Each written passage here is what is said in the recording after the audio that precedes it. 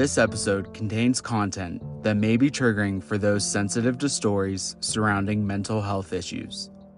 I am not a licensed health professional, astrologist, or therapist.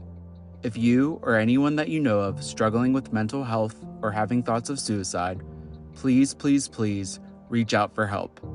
Dial or text 988 for the Suicide Crisis Lifeline, available 24/7. Also, the National Alliance of Mental Health website is available any time of day.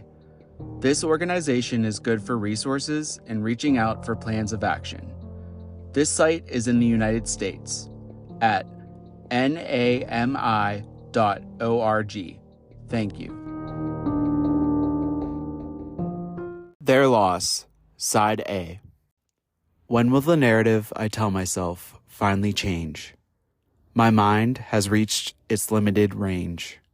A bird of curiosity locked away in a cage, comforted only by an unleashed form of rage. Voicing made-up stories to myself tucks me safely into bed. Guess I'm just another one that's fucked up in the head. I don't know what's real out there anymore. It's lonely on this road, the farewell tour.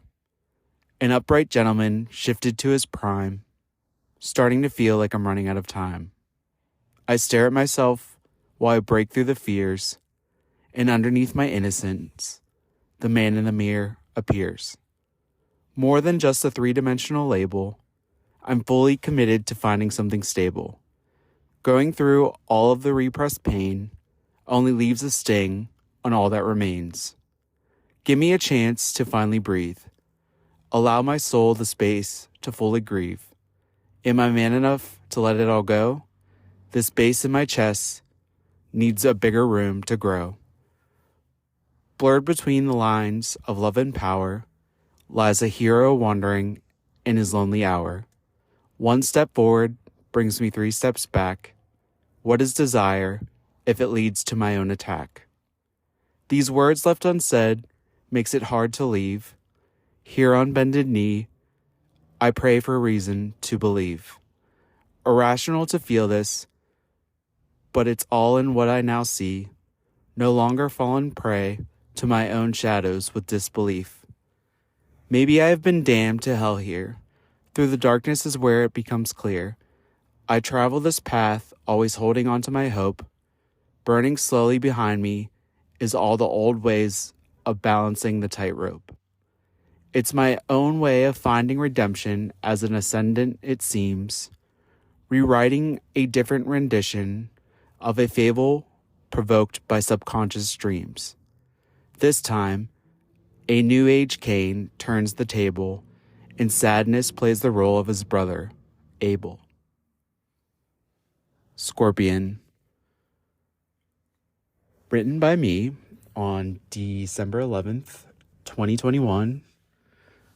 The Poetizer app in the App Store or Google Play, whatever you have, is amazing if you are a free verse writer like I am, poetry, haikus, etc., etc.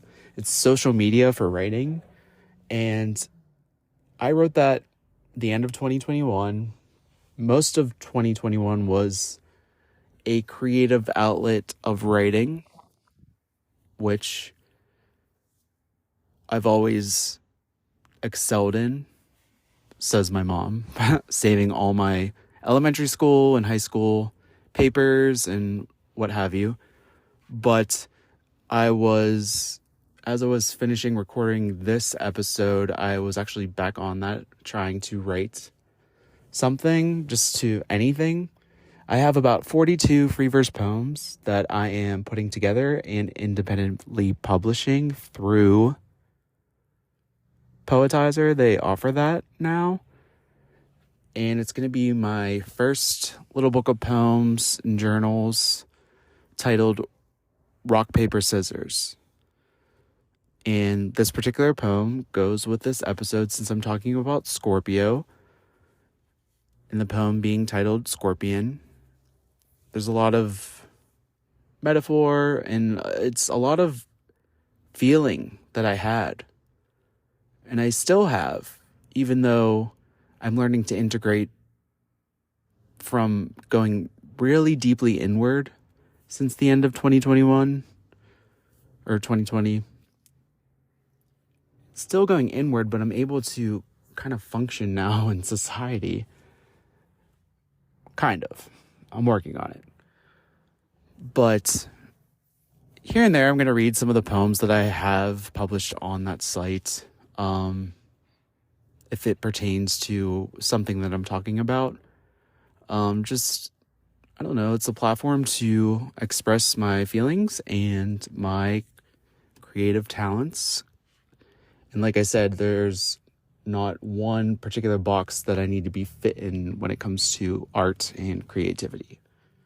Like these social media platforms are trying to promote so you can get paid or what have you. But I will talk about that in the next episode after this one, which is all about creative energy and how there's no boundaries when it comes to that.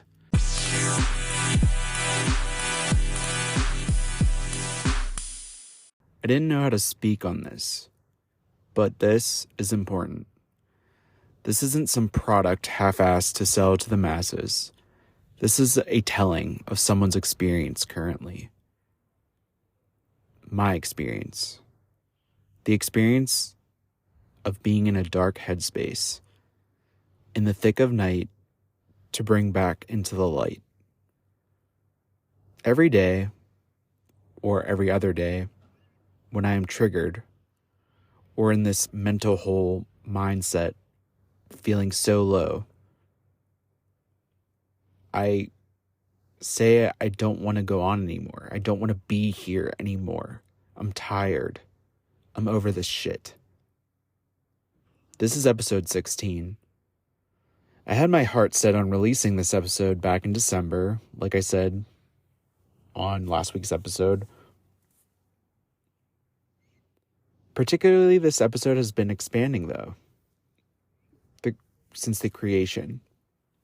Back on that Friday night in the end of October, right before the sun was moving in from Libra into Scorpio. I'm going to talk about what it's like for myself being a Scorpio rising and how it is similar and different to those that have their sun in Scorpio, like that talented god from The Six, Aubrey Graham, my favorite rapper, the top streamed artist to some sources in 2022, a Cancer moon like my other favorite musician, Taylor Swift, who came in a close second, most streamed artist in 2022. Either way, the pop culture continues. From a growth perspective, emotionally, this episode is about boundaries. So if you're in therapy, or if you are a therapist, you definitely know about this popular aspect to having healthy relations with yourself and to others. Prior to 2021, I would have no clue to what you were even talking about. I'm also going to peel back the first layer of the onion on another psychoanalytical topic, attachment theory. This is something I'm recently aware of and finally accepting, learning my own attachment style in this life. So if this is a trigger for you, as I stated at the beginning of this podcast episode, listen with caution, or maybe just sit this one out. I'm going to get real with everyone about my mental health the past few weeks since the middle of December 2022, as well in my own actual experience just living and how I've been coping and finding the peace that we all deserve, that I deserve. Becoming aware of my attachment style will help foster better relationships with myself and with others. I'm also going to tie in 2011 movie Drive that featured Ryan Gosling. It's also a novel that I haven't read, but the movie will do for the significance of this episode. And the title of this podcast episode, the main idea the connection all was created the end of October, right before the sun transitioned into Scorpio. But it's me. I'm the problem when it comes to hitting deadlines. But it's also teaching me how to not beat myself up when I don't make those deadlines. Setting a boundary within myself to be like, hey, it's okay. Get up and try again.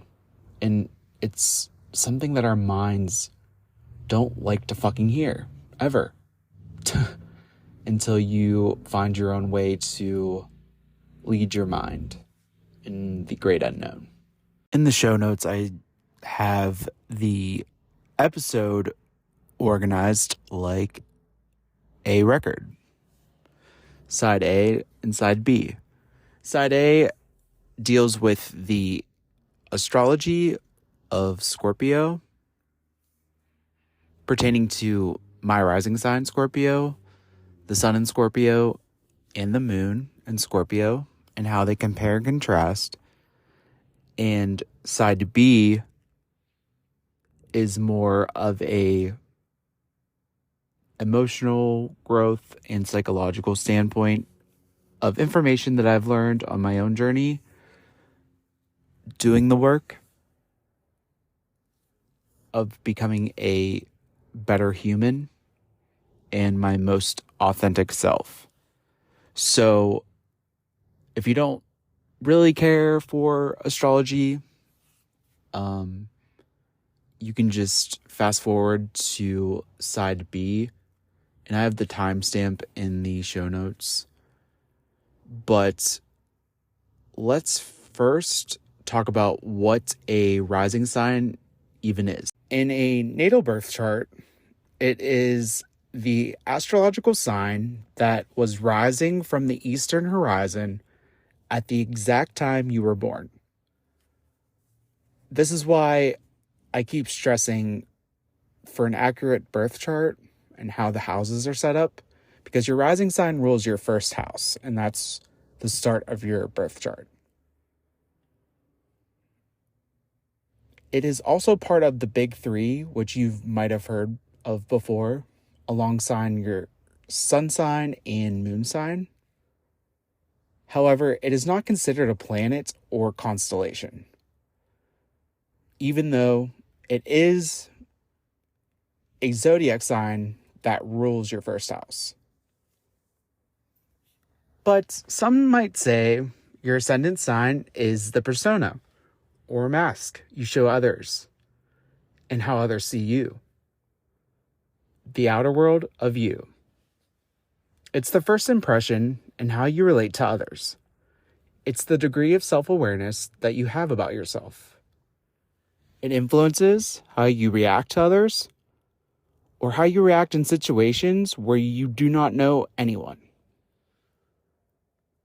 It also contributes to your physical appearance and characteristics such as face shape, eye color, just to name a few examples. And for me, being a Scorpio rising, my distinct eye features give it away instantly. Your rising sign is your higher self and holds your sole purpose and key to why you're here this particular lifetime. Now, ever since learning about the rising sign, it is an integral part of your personality and your actual soul. And sometimes I go back and forth and might argue that your ascendant isn't really a mask. It's you, an incarnate being, navigating incarnate reality as best as you can. The ascendant describes your most fundamental and existential needs that are necessary for you to not just endure incarnate reality, but to actually enjoy it. Whenever our ascendant's needs are unmet, we feel unsatisfied. But if they're well tended, we feel great. I'm not going to go through all the rising signs in the zodiac. I'm just going to go through mine since I experienced and can share some of the information that matches with my life thus far. But there's so many different websites and podcasts and all sorts of fun things to learn about your rising sign if it is not Scorpio. But I'm going to also talk about how it's similar and different when it comes to the energy between the Scorpio rising, sun, and moon, since as I record this and post to all the platforms, February 11th, 2022, the moon is in real-time transit in Scorpio, moving from Libra into Scorpio.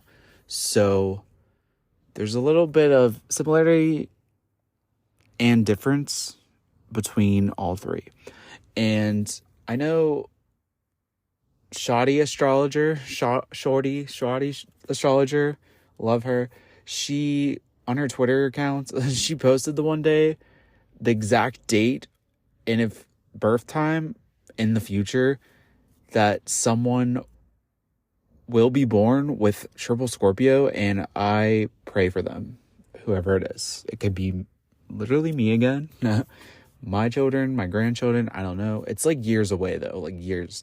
So to be born with an ascendant or rising sign of Scorpio, one has to have incredible connection to the material world. So before my conscious awareness shifted and I had a huge jump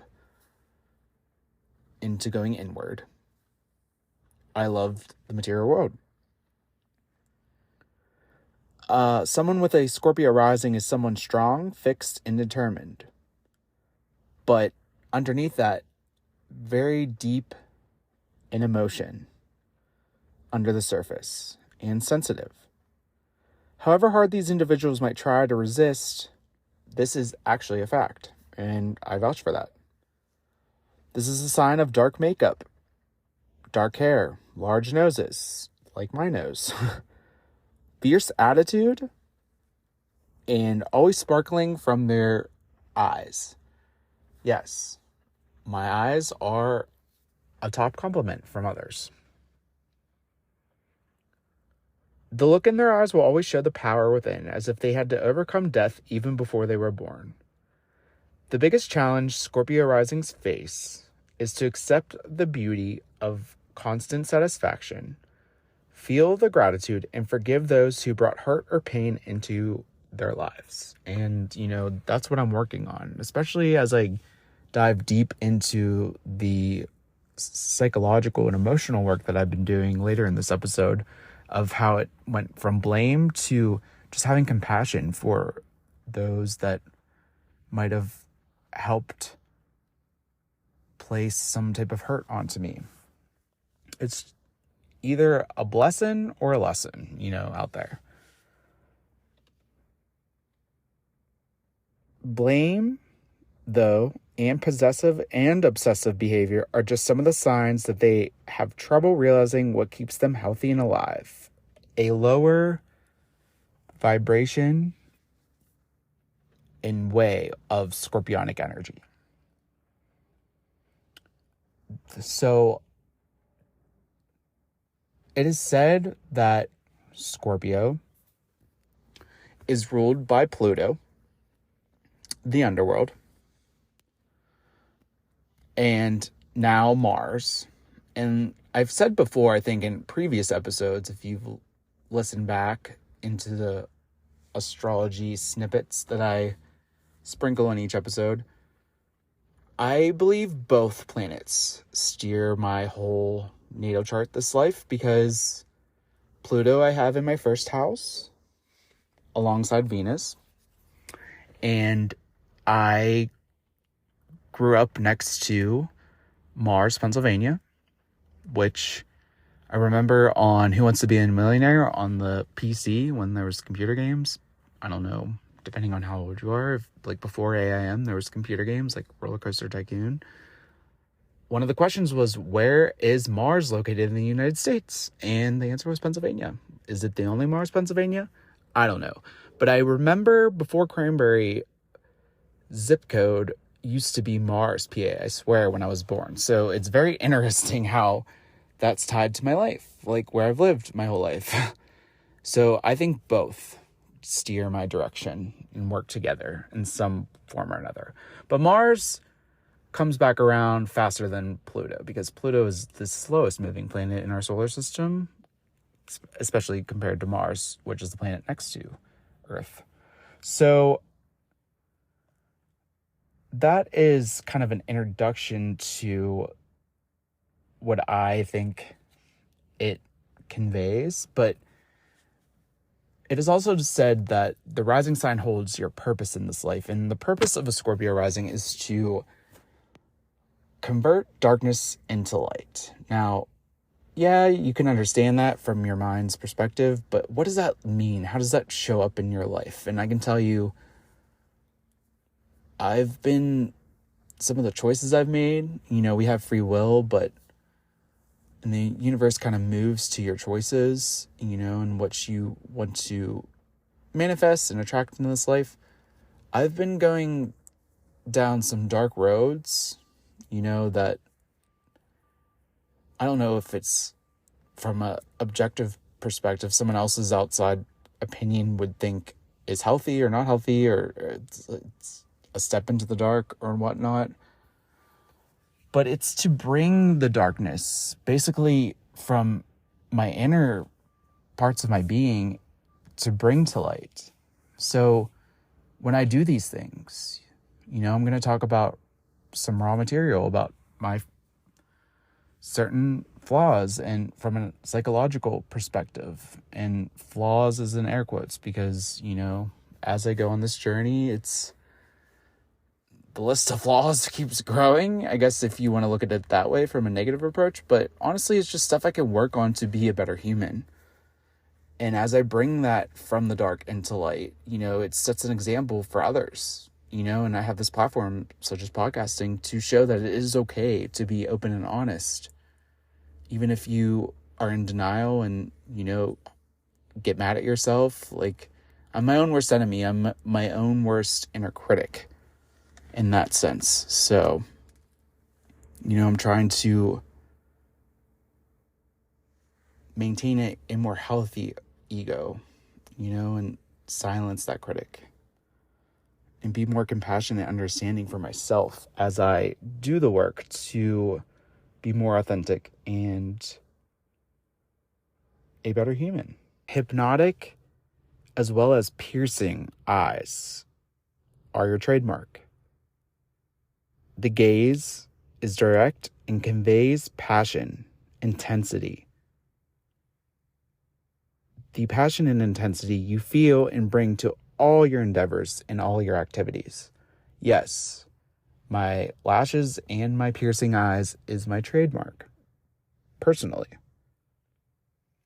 Same with my sisters. My mom's daughter, we have different dads, but same mom, she has the same rising sign.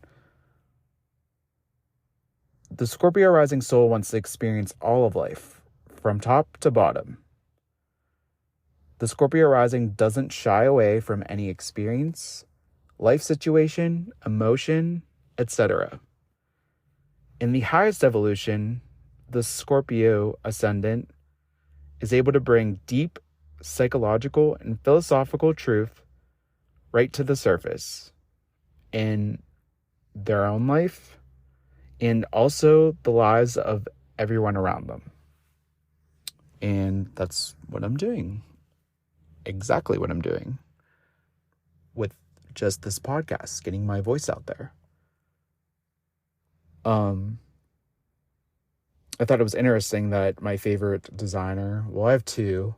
I'm not really, gung-ho in the fashion world of different designers, but Gianni Versace is my top-notch guy, rest in peace. But his sun is in Sagittarius, like myself. His ascendant is in Scorpio or rising, like myself. And his moon sign is in Pisces, like myself. And his moon sign's the same degree as mine, 12 degrees Pisces. So I thought that was real cool. And his midheaven is Virgo, but mine's Leo. So that's a little bit different. But our big three is the same. He was born in December in Calabria, where my grandfather is from in Italy. Being a Scorpio rising, I want to change all the time. I have many ambitions. I'm a little bit cold, apparently. Mysterious, strong with emotional reserves. If I'm in a higher vibration of the energy, because I feel like I'm weak when I'm in my not self state or shadow phase. As far as love goes, I want all the control. And it's funny because when it comes to sexual conquest, escapades, fun, you know how it is. I play the role of luring men in a sense of more of a submissive. But in the bedroom, the whole sexual experience, I need to be in control of it to do what I want. And as of late, I've been finding that balance, even when it just comes to sex, just a balance of give and take for both people involved or multiple people, depending on, everyone's preference there. But having a high libido, since Scorpio actually rules the genital areas in men, I like exciting, adventurous experience in the bedroom and outside of the bedroom. And it's funny because I'm full of passion. I know this. I see this now. And I'm intense, and I'm people either love me or they hate me. And it's like two total extremes. It's not like just like a balance. And I usually say what goes through my mind, even though I always keep it 10% with everyone in my life. Because before going on this newfound journey, I was scared of vulnerability. And because of that, it was difficult, I'm sure, in my relationships to get to know me. Because I always kept things to myself and only revealed about 10% of who I am and how I am in my heart. I'm able to feel what others are thinking. I sense everyone's emotions.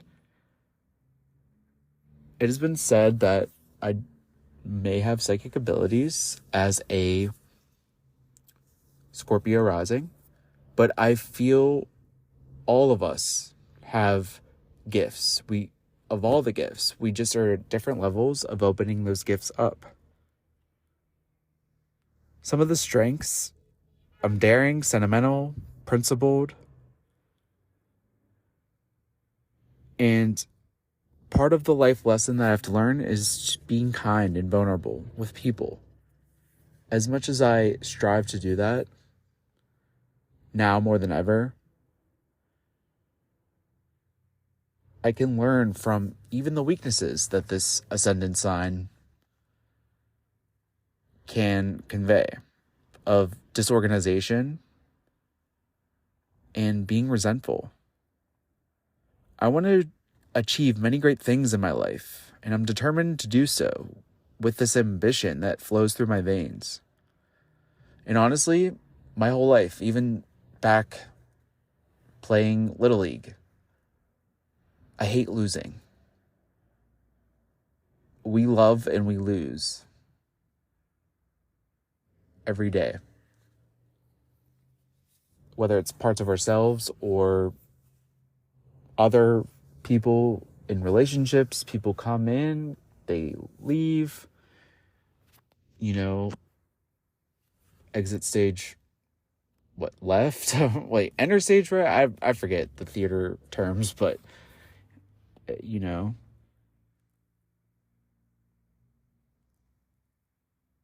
I'm always determined to succeed. At least I try to be when I'm having an emotional breakdown in my head.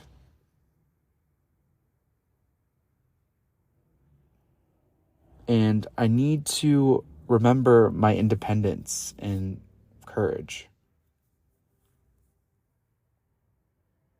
People,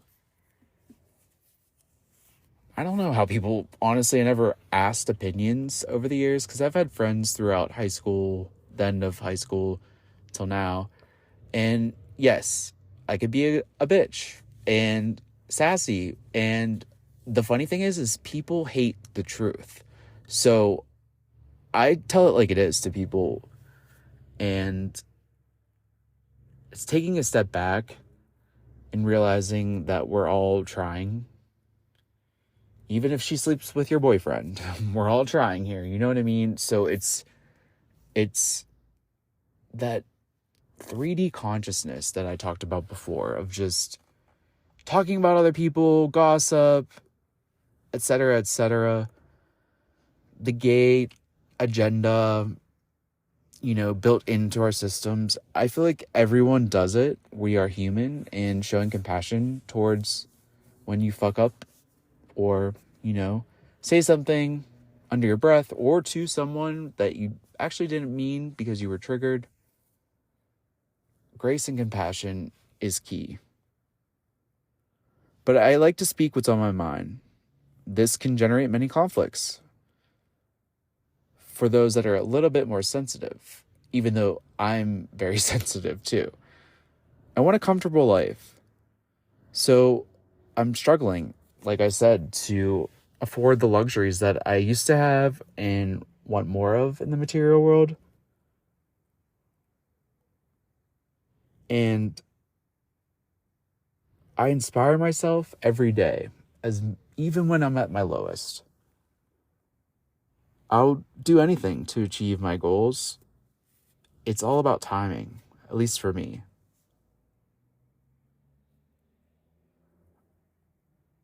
I rely on support from my close friends and family. However, now as my awareness builds, I'm starting to see how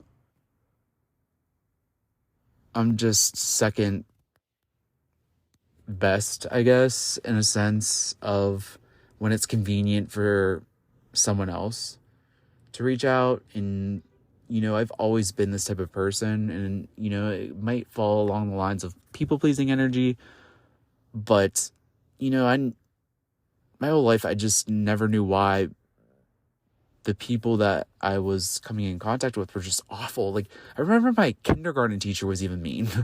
Like, everyone was just too much. And now me being categorized as too intense as a Scorpio rising, like, I'm just like, okay, did I attract all those people because I'm a Scorpio rising? And me and my sister talked the other day because she's Scorpio rising as well, but we were 7 grades apart in high school. My high school was just fucking awful. And I remember it like it was yesterday. And, people will be like, I don't remember that. Blah, blah, blah. You hear it all the time. But, I just being not out, but everyone knew I was gay was just too, like, he's fucking weird. Like, I was ostracized. And I had a friend that I actually was friends with from my high school that messaged me talking about how she loved my podcast. She lives in Oregon, and I miss her. She was one of my friends. I used to go to the library at lunch because imagine Okay, in Mean Girls, remember when her first day of high school, all those tables of cliques? Yeah, that's like my high school back in the day. And yes, I should have let it go by now, being 34 years of age. But if you were in a group of friends and you weren't bullied, you don't know what it's like. At least what it feels like. Even if you're an empath, it really put a huge detour. And I'll learn one day as I get older and look back, of why it was the way it was. And then 3 years later, the prom king is gay. It's like I missed a cutoff or something. And now it's just like, people were awful in high school, I heard today, too. I wondered what people were like. And, it's just a generalization. But for me, it was just suburbia, like all white kids, just, I don't know. It was just back and forth. And I feel like I just put that scorpion protective shell over me and had a resting bitch face, and I just literally don't know how I made it through, honestly, throughout my high school experience. But I ended up becoming really good friends with people from the high school where my dad lives, near the city, and it's like I went to high school there, honestly. Prom, homecomings, everything. And, years went by, and going downtown Pittsburgh South Side, I would see kids from my graduating class that never really talked to me in high school, or just like probably joined with the rest of the crowd, like he's gay, don't talk to him type, and acting like all nice and stuff. And I'm just like, I'm gonna be a fake bitch and be like, hey, like, how are you? Like, just nice. But that's like how I am. However, I still remember. I know what you did when we went to high school, basically. And as I get older and mature, it's a lot of that stuff I'm letting go of. I hold on to it like the deepest, intense regret. As a Scorpio rising, I'm motivated to get to the truth, no matter what is in my way. From a strategic aspect, I'm patient, powerful, perceptive, and able to wait until what I want makes its way to me. A true magnet of attraction at the highest vibration. My reserves of emotional strength are said to be undeniable, and through this process, I believe they have to be, through what I went through and what I'm still going through. No trial is too great, and one day I will fully embody that my resilience is unmatched. Once I've made up my mind, I'm immovable, powerful enough to demolish anything that gets in my way, sometimes relentless. My intensity is definitely unwavering. It's past dramatics at this point. This is why I'm noticing that I don't make decisions impulsively when it really is important. And when I'm on course, good luck to anyone that tries to divert me, especially as I practice, setting healthy, firm boundaries, which I will be talking about in a little bit in this episode. I'm down to explore the possibilities of power, playfulness, darkness, and I have a reputation for sexual magnetism. And this is a characteristic that I've stumbled upon in my research of a Scorpio rising that actually I can see building my own self-awareness. What I offer is a portal of transformation for others because I'm comfortable with discomfort and unafraid of the process of change. But when I feel attacked, I'm capable of destructive and obsessive self-sabotage. And just to prove my point, I definitely have turned my back on what I've needed the most, just looking back on my life. A Scorpio sun compared to a Scorpio rising, like myself, in terms of energy, I feel, from what I've been learning, is, some astrologers think in past lives, whatever your rising sign is currently in this life, it was ultimately your sun sign in the previous life. So if that were true, which who knows, and it's all based on you, and when you go inward, what feels resonant to you. If you have to cross-reference different types of astrology charts and branches to get to know you more and build your self-awareness, so be it. That's what I do. But if that were true, I would say that the rising energy is more of a father figure or an older type, I guess you would say, than the sun sign. Because I feel like your sun sign, you embody all the qualities by the end of your life. So, and it all depends on where it's placed and what house it's placed. If there's other planets adding to the energy and so on and so forth. So it's all uniquely different for every single person. But I do have a couple friends that are Scorpio suns. I love them. And I could see where we're similar in how they too are mysterious. You may not think about it, but they keep everything like under wraps. Because it's that intimacy and vulnerability fear. You don't want to appear to be weak in front of other people. And, this platform, I'm opening and owning my authenticity and vulnerability. I don't think you're weak if you are open and honest and bring everything to the table. Past deception. And Scorpio is known as a water sign, but a lot of people think it's more of like a fire sign because of its, the sting of the scorpion. But every Scorpio could tell you that, and I know they're lying when they say this, they don't give a fuck. Like it basically, they are under that hard exterior is so much sensitivity, and it's so funny how people lie to themselves and to others. Now that I see that energy in me as a rising. But in my Vedic chart, which is Eastern astrology, I have a Scorpio sun and a Libra rising, which is interesting. And my sun is still in the second house of finances in Vedic astrology, but it's Scorpio. So it's very interesting, like, how to cross-reference and stuff, but I go mostly with the whole sign Western astrology.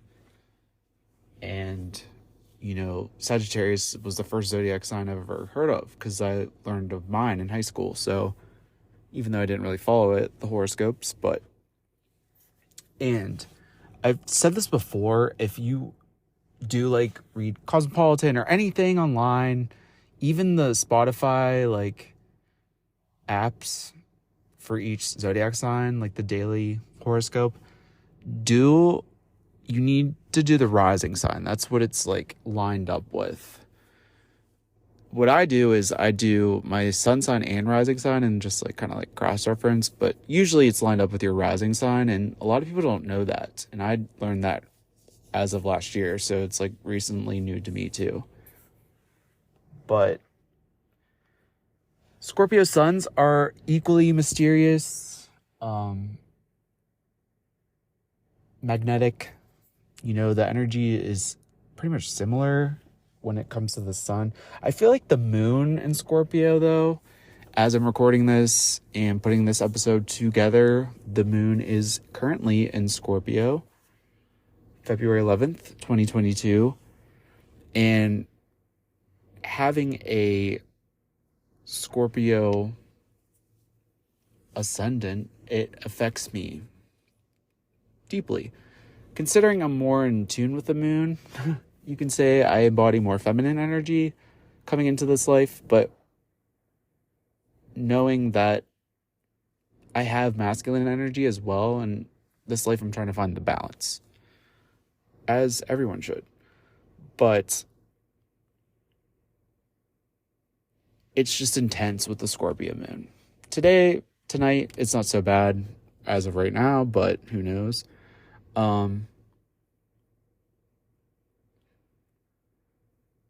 But with the moon being in Scorpio currently until February 13th, I'm in my element. My intensity shimmers. And the depths of my mind and my emotional strength intrigue people. And as a result, I'm bound to get attention, so to speak, by folks who are drawn to my magnetic aura and my healing ways. Certain secrets might divulge for myself with little resistance, whether I want to hear them or not. So I have to learn to protect my energy, which has been, it ties in with, on the second side, be boundaries in helping to protect your energy, learning what works for you. Because I feel like even then, everything is unique to each their own. But I don't know too many people with a Scorpio moon. It's another water moon. Most of the people in my life have Cancer moon. I have a Pisces moon, so a lot of water there. But it's having the emotional part of your personality, which is the moon sign, the feminine, in a water sign, I think is very good placement if you know how to balance that energy. But the style of a moon in Scorpio placement in someone's birth chart is transformative and inspiring. Some of their best qualities are trustworthy, agile, and preservant. Their obsession and jealousy can be a detriment. And they need to be more in tune with other people's emotions, especially having that moon in a water sign. And these natives are the type of people who always get up, no matter what knocks them down in life, even in the most critical of any situation. They resist the most, like the resilient Scorpio. They're driven by the fact that they lost opportunities, maybe before. They may never appear again. So in spite of all the suffering, all the stress, they resist the temptation to jump overboard and continue on a set path with determination. They're responsible, ambitious, perseverant, trustworthy. You can count on them. And those that are born, those of you listening with a moon in Scorpio, will have great potential deep within that will materialize in world-changing events. They're the people who will probably discover the cure for serious diseases. As a prediction, find a way to prevent the global warming that many are activists towards doing. And the natives of Moon in Scorpio are beings of great emotional depth and keen instincts and amazing awareness. And because of this, they approach any situation with a generalized idea of what to expect and how the pieces of the puzzle will fit together. They also realize that one cannot self-develop and better be protected in their bubble in a secure environment where nothing risky ever takes place. But to reach their full potential, they have to step out of their comfort zone. And honestly, I think a lot of us do. Basically, everyone does, I feel like, no matter where your moon is. Scorpio moons can be kind of difficult, but that all depends on the other placements, where the moon falls in their house, etc. And they have a tendency to avoid any situation that might be of danger. Some of the critical moments for a Scorpio moon are being an example of a controlling Scorpio, like myself, for example, especially when it comes to sex, how I am. They don't trust people easily. And I feel like that's for no matter what placement you have out of the big three, Scorpio, for sure. Trust issues.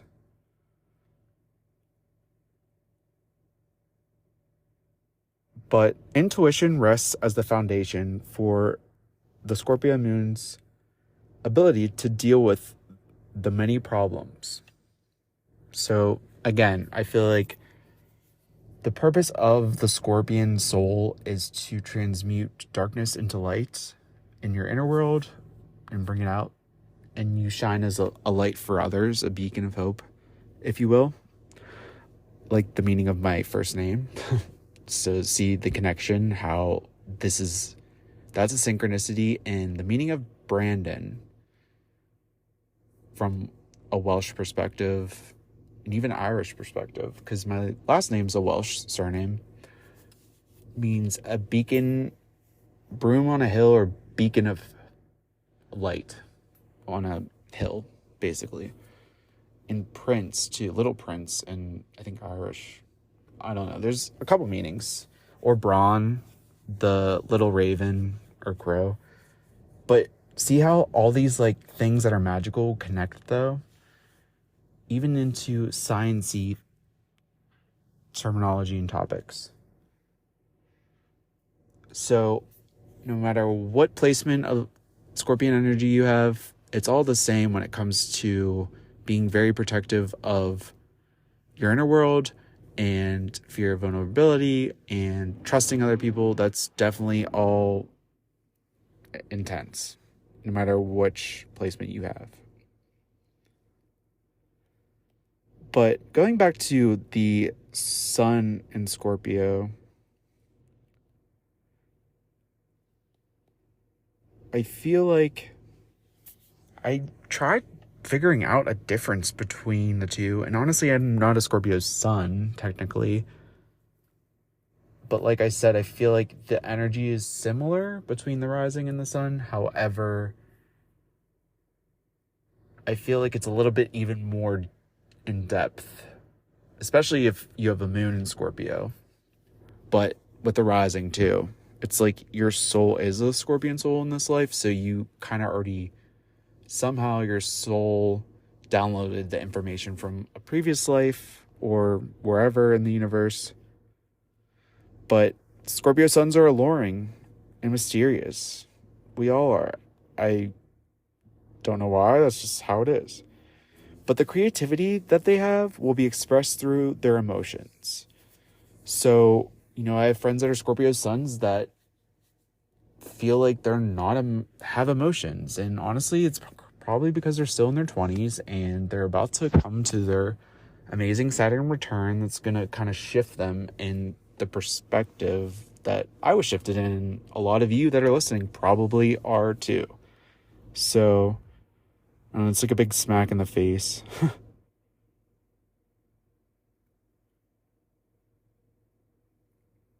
The Scorpio sun or Scorpio moon is charming, dangerous, alluring, sexual, but still wanting a traditional relationship.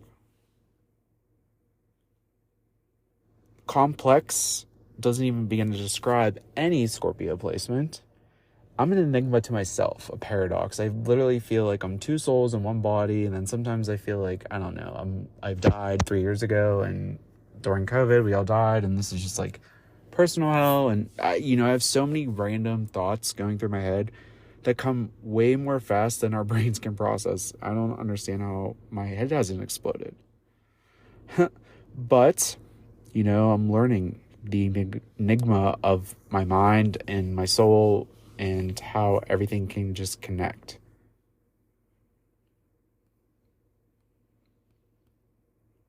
But, yeah, I'm sure everyone's dated a Scorpio. I just actually read in the US, United States, it's the number one most common zodiac sign. The least common zodiac sign in the US is Aquarius, which Aquarius season right now.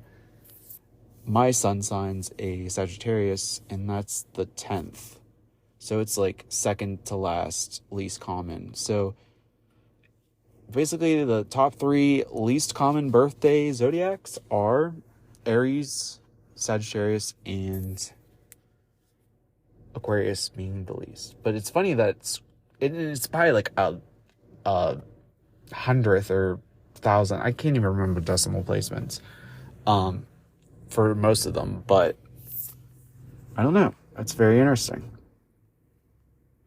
A lot of astrologers that are into rising signs have said they've never met a Scorpio soul or rising who had an easy life.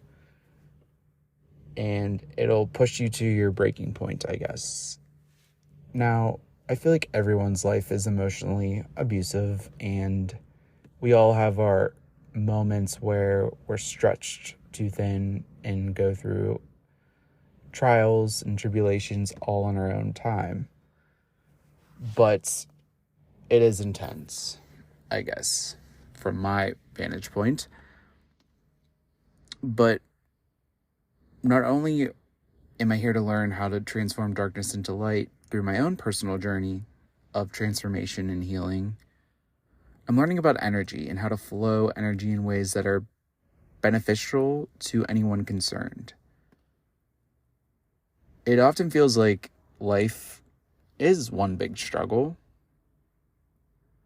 but this struggle is what makes me stronger. And it comes at the appropriate time. And that's how I can pinpoint, 2020 was the transition, of where the struggle becomes effective in all areas of my life through powerful transformation. And the biggest challenge of a Scorpio rising is to not get caught in confrontation, but to transmute the energy of any potentially volatile situation, which transforms the Scorpio rising and lifts to the highest potential. That's the goal from a positive aspect. But the depths of my emotions, especially when I'm going through wounding or just deep emotions, especially after the South Node in Scorpio, around October into November of 2020, I still am feeling that energy. And it just put me in a state of the lowest feelings. And like I said at the beginning of this episode, some of the stuff I'm talking about is around mental health and my own mental health. It can be triggering for some of you. But this is the part where I would turn off if you easily are triggered. I have ideations of ending my life. And though my faith and hope is always there to not push me to the breaking point, despite of what happens on the outside and the circumstances, I feel like suicidal ideations are stigmatized as well in Western society. I feel like there's not a lot of support and help, especially around people that actually plan and are about to end their life. it's just these feelings I've never felt before towards that when I'm in a lower frequency where my emotions just overrun me almost. But the strength of my emotional reserve is being shown to me, as bad as I want to end my life because of a current situation, I know that it'll pass. And that's what keeps me going. So for those of you that feel that way and don't know how to reach out or who to reach out to, there are communities, especially if you are having a spiritual awakening. I stumbled upon someone that definitely stressed sharing the information about the spiritual meaning of suicide, especially in an awakening. It's almost like we confuse during our awakening a symbolic death with actually taking our own life, because parts of your personality start to die off, especially the not self. And that's what's been happening to me. So when I get to those lower feelings and ideations, which I don't act upon, I've never acted upon, but they're just more frequent now than ever. So if you're feeling that way and you're going through an awakening, reach out for help. Community is one of the ways and tips to get through that, and try to build an awareness around its symbolic death, not a physical taking of your own life. But I didn't want to get in the morbid parts of this, but I wanted to be honest about how I feel when I'm at the lowest. Jealousy is a huge feeling that comes up, that actually came up during, wounds surfacing and trauma surfacing. I remember in 3rd grade, my best friend got an A+ on his spelling test, and I got like a C because I missed a couple points. And I ripped his test up and threw it in the trash. And my teacher literally, I had to sit at the silent table, which I don't think they still do anymore. That's definitely out of character for as how sensitive our society is getting, for good reason. It's like barbaric to me now. If my kid sat at the silent table, I would be raising hell at the school. But it's like I was grounded from recess, all because my friend got an A on a test in 3rd grade, where grades don't matter for anything. Perfectionism ran through my veins before I even was born. It seems like, just the envy almost. In relationships, it's jealousy, but in like romantic relationships, but with like friendships, platonic, it's more envy. And like, I feel like I put a lot of work into creative pursuits, and sometimes people just take off, just through either sheer luck or something random, and they keep taking off. And I'm like, okay, why am I putting all this energy into creative pursuits? I guess, and you start spiraling in a sense of getting hard on yourself, and that just leads to bitterness and jealousy, and that shows me that I'm in my not self, a shadow aspect or lower vibration of the energy. Because Scorpio can be obsessive, possessive, and there's a spectrum for all that, as well as with the sun sign, I'm sure, as well. But as a rising, definitely, for sure, from my own experience. All right, everyone, turn up the volume, gather around, story time, to close out the side A of this episode. I'm going to tell you a Russian fable that ended up being popularized by Orson Welles. This fable describes the relationship between an idealistic frog and a malicious scorpion, who, despite any hesitation, a scorpion, the actual really scary, disgusting bug or arachnid, or I don't know, can't reject their primal nature.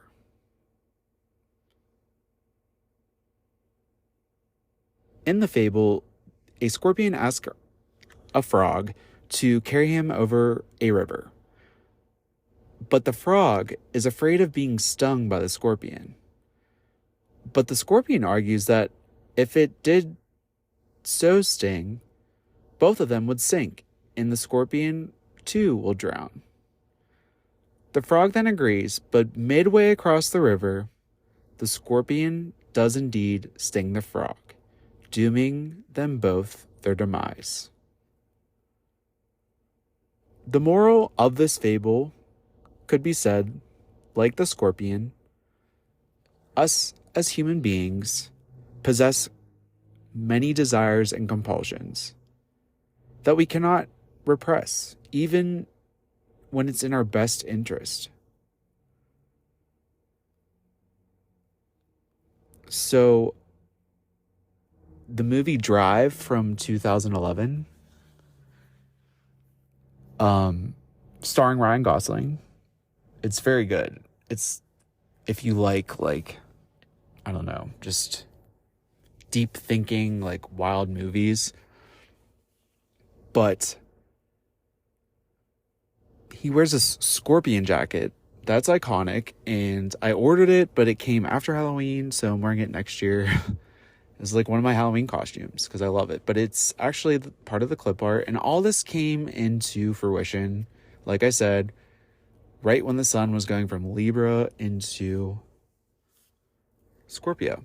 You know, I was like, bam, bam, bam. Got all, like, you know, the aesthetics, at least for me, from a creative perspective, I was excited. And I stumbled across this fable because I was looking up different themes throughout Drive, because I actually never seen it until recently. I've heard of it, but it just never dawned on me the connection, you know, that I have. And it has to this podcast, you know, talking about Scorpio. The scorpion jacket that he wears as a driver is very symbolic. And what's particularly interesting about Drive is that the driver, played by Ryan Gosling, is not just a scorpion. He's both the scorpion and the frog in the fable. And that's what the film is about, symbolically. It's a struggle between human nature, scorpions, in comparison, and our desire, the frog. And just like the poem that I read to you, that I wrote the end of 2021, it ties into this too, about desire, chasing desire only to be attacked. Like, what the fuck did that come from? Like, for this moment, like, do you see the connection? Do you see how I'm connecting everything in my life to probably ask still on my last breath, who the fuck am I? Right? Like, we just, like, it's a never-ending existential dread. However, we are love, we are one. It's just so hard to see separated in these human bodies. But not to give away the whole movie, it's very gory, it's very crazy. I feel like I've been a driver for my friends in Youngstown, Ohio, which is pretty close to like where I live in PA, like 45 minutes.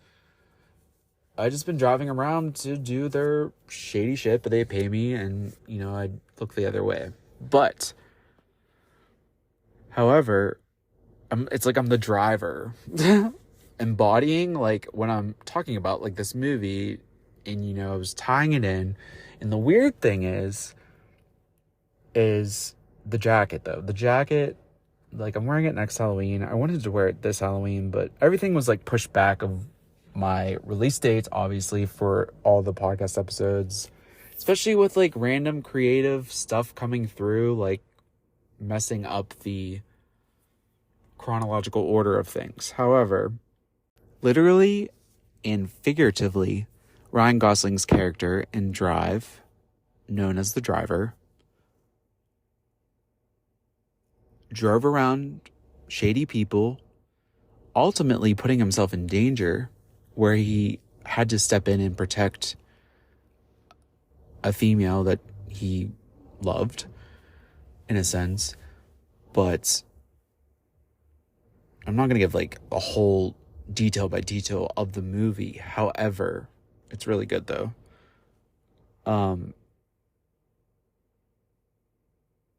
was I going to say? Oh, the drive in life, right? Desire. Do you see how that relates to the title of him actually being a driver? Wild, right? But there's another important way to look at the fable and of the scorpion and the frog and how it relates to this, symbolic meaning of the jacket that he wears and just the deeper meaning. Like the creator of this whole movie, just amazing. I love like deep thought thinking things. It's almost like a challenge for me. But another way that it relates is oftentimes the second act of a story, such as this, the screenplay or storyline of this movie, relates to how a character is attempting to change in some way to reach an important goal, to go into a new world, to leave behind what they were and just transform in general. But in certain tragedies told over all the years, it usually fails in the attempt. And that's what happens in the scorpion and frog fable.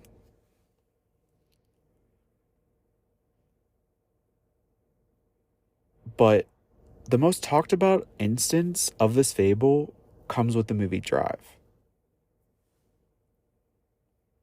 And Ryan Gosling is, above all, a hero and anti-hero.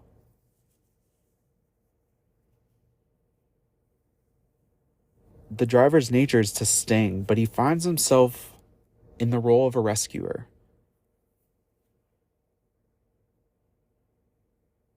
And the funny thing is if you've been listening since the beginning of my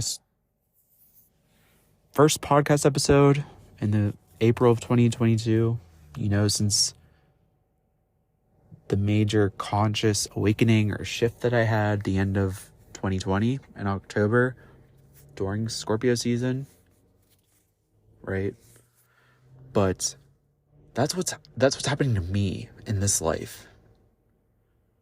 You can have all these thoughts and hear all these things. Life's just an illusion. Life's not real. You took shrooms last week and apparently everyone gets told life's not real. Like apparently, I haven't done shrooms actually that intense. But that's what's happening to me if this was a story.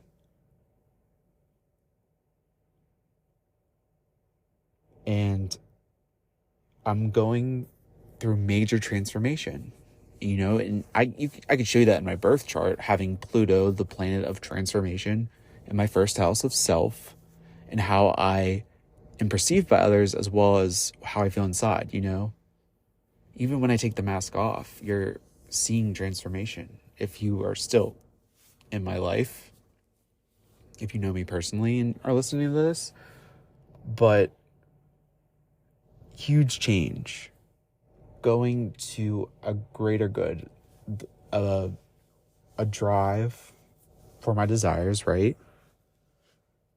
And all I've been doing is driving for Instacart. It's so funny. Am I the driver? You know what I mean? How is this like correlated? Am I going crazy subconsciously? Like, I've seen the movie, okay, but I've been doing this before the movie. I wrote that poem before I seen the movie. I just saw the movie last month. Like, when I was putting this together, that movie popped in my head. We're conduits for whatever's after this. Like, so I feel like the realms of spiritual realms of higher conscious levels, I don't know, help us with our gifts as we help lead the mind to help our souls. It's very different, and it's very hard to grasp or even formulate a belief in, to put into your trust and faith, because you're still trying to get all the pieces. I mean, at least I am, of what I want to go with. Even though beliefs will change, and 3 episodes down the road, I might contradict what I'm saying right now, but that's me. And that's you too. Everything's changing. Humanity's changing in general. That's why I think COVID was more of a higher, out of this world event to promote this change. And there's conspiracies, there's conspiracy theories. I don't know what to believe some days. TikTok is like literally melting our brains.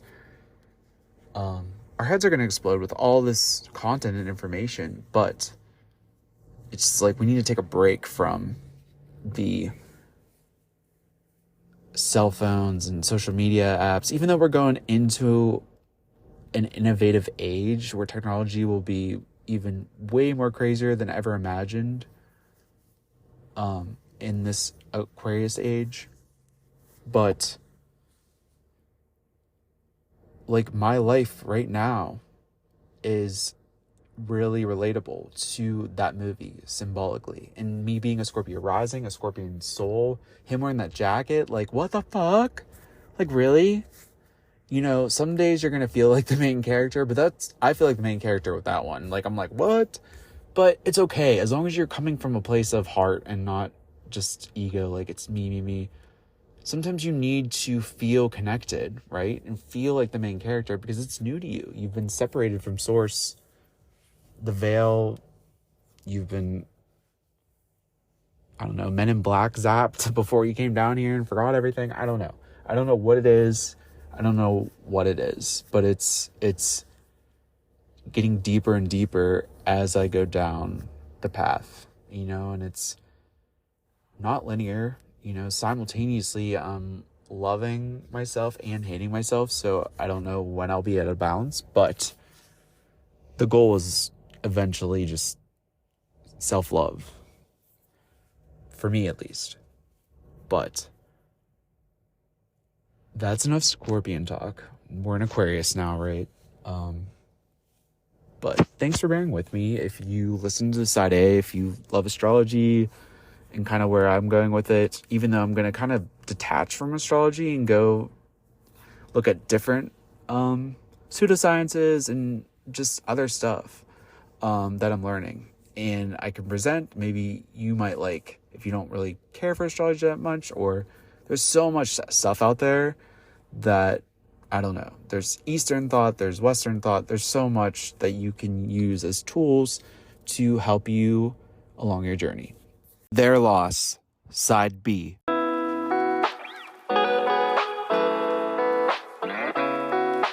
But let's shift gears to the emotional growth and psychological growth and information that I've learned on my journey that you've heard of before because you're in therapy, or you know, you see it on your explore page, especially if your curiosity is peaking, checking out different podcasts.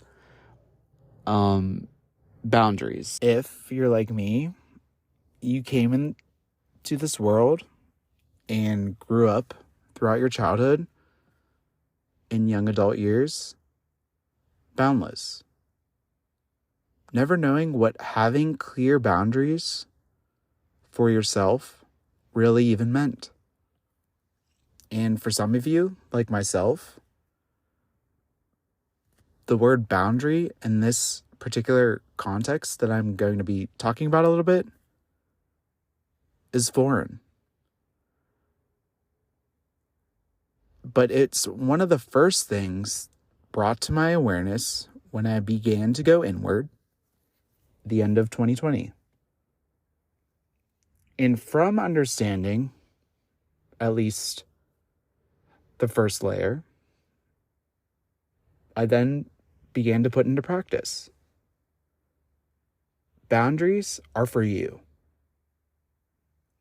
They are not for controlling someone else's behavior or ultimatums. And this is where we change. It's our firm line where we will and will not accept. And through practice, it teaches us to hold the boundary despite the outside response. Boundaries enable us to honor our authentic needs for the mind, body, and soul as one. And from this, it allows us to harbor safe, authentic relationships with others, because safety is key. So we, from a separate expressed part of the whole, can physically and emotionally experience this life. From maintained boundaries, they empower ourselves and others that continue to try and cross boundaries that we firmly set and stand and uphold through practice. Those of you that like acronyms or mnemonics for boundary, I found one on Google, actually. It's actually on Pinterest. I don't even know who it's by, but the B stands for be aware. The O stands for of what is. The U stands for unacceptable, and N stands for normalize saying no. D stands for do what is best for you. A stands for and know that it's not your. R stands for responsibility to sacrifice. And Y stands for yourself for others. Be aware of what is unacceptable and normalize saying no.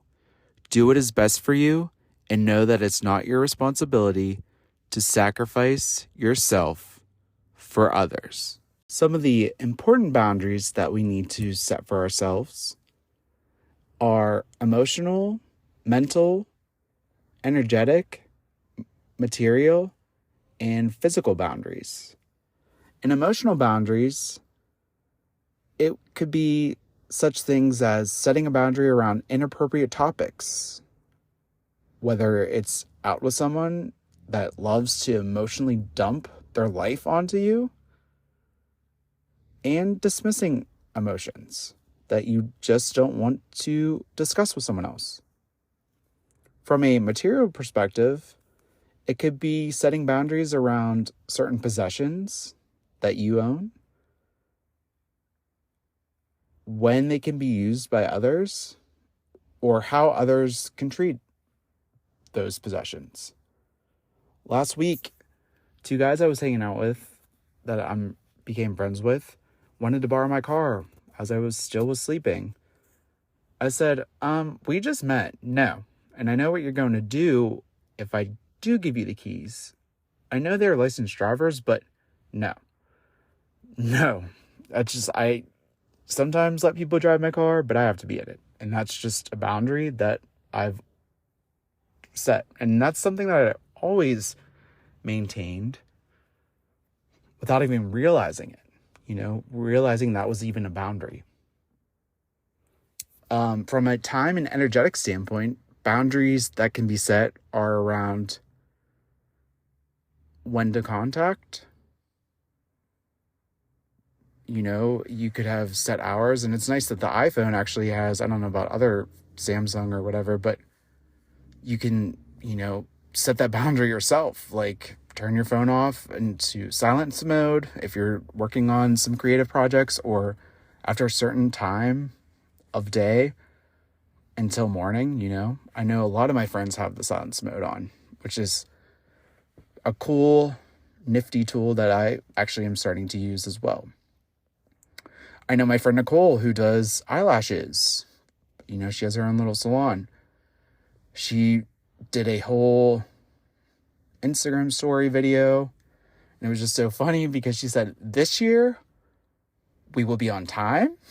And it was just like her face and her, like, she's part of the late police. I am on time for life, and it's no disrespect. I just lollygag, and I am late to things, and that's just part of me. And I try to not be tardy, but it's just something that's hard for me. And But some people have boundaries around that. And, I don't per se, but, it's a respect thing. But if you're going to be late, like I was always late to work, so that's one thing, but I was also driving from the suburbs into the city, so I always like tried to call, and I always expressed definitely dramatics with it just to show like how stressed I am about it. 'Cause rushing just ruins my energy. It's just funny how that works.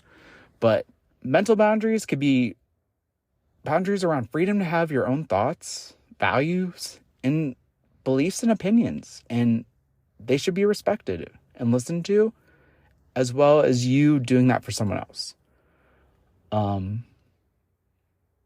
If someone disagrees with your opinions, that's okay. Just let people know. But if people try to force their opinions onto you, that's when crossing the line, as an example of that.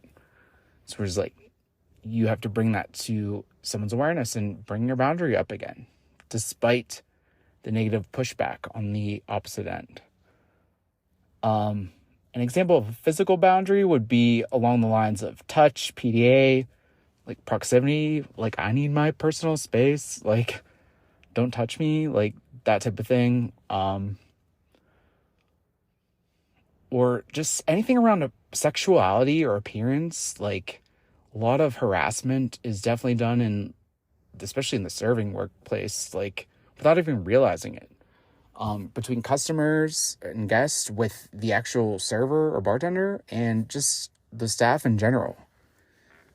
Someone might not show their emotions deep down, and they might feel very uncomfortable and don't know how to respond because they didn't set healthy boundaries for themselves, or they don't know how to act in certain situations where they feel that their boundaries are being crossed, and they don't know how to